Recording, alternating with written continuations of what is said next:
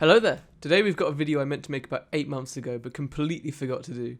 In this video, me and my friend Jake came together to build my current PC, which I've been using to play games on for the last 8 months instead of editing videos. This build was pretty pricey, but in the end, I think it was worth it. Anyway, this is my PC build video. I hope you will enjoy it. If you do, please give this video a like and share with your friends. Cheers! So, let's start with the components.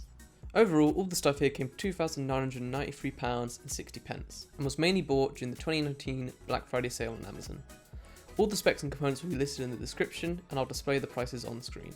First up, we have the motherboard and CPU. I opted for the Republic of Gamers Maximus 11 Formula and the Intel 9th Gen Core i7K. The processor runs at 3.6 GHz and uses 8 cores. It's also designed with overclocking in mind, meaning that if I wanted to, I could make my processor run even faster.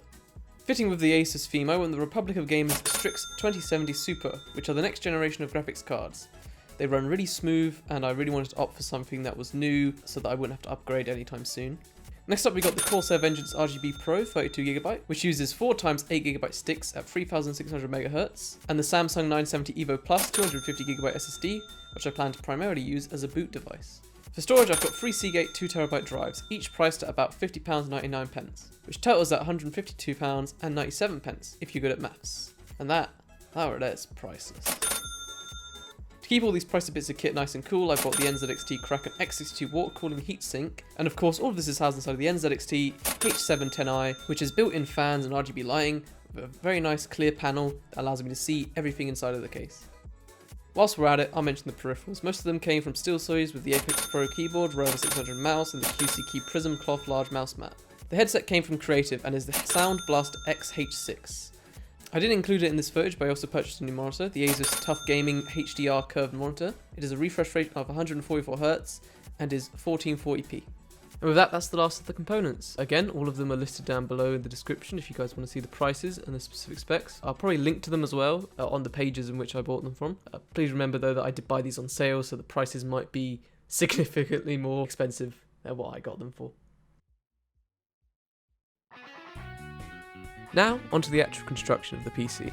Firstly, me and Jake got the motherboard out and started installing some of the smaller components like the RAM, SSD and processor. We did this because it's significantly easier to install these components when the motherboard is outside of the case. As when it's inside of the case, it's kind of like you have to fiddle around and it's a little bit annoying, and it just goes by a lot quicker if you do it outside of the case. Once we've got all those components installed, we installed the back bracket for the cooling system, which is what we installed next. Now, installing the cooling system was a little bit harder than we were first expecting. We ended up having to remove the top of the case, which took us about 20 minutes to do, just so we could screw the radiator onto a frame that was hidden beneath it. After we got this done, Jake decided that it was time to head home, as it was getting quite late, so I had to complete the rest of the build myself the next day. On my own, I installed the graphics card and power supply, as well as the hard drives. I didn't record me installing the power supply, but just because they're typically the most complicated things to install, at least for me, just so I thought I'd skip it. I also didn't record it in the cable management because, again, lots of cables. Anyway, with all those parts put together, my new PC is finally complete. Anything left to do now was turn it on.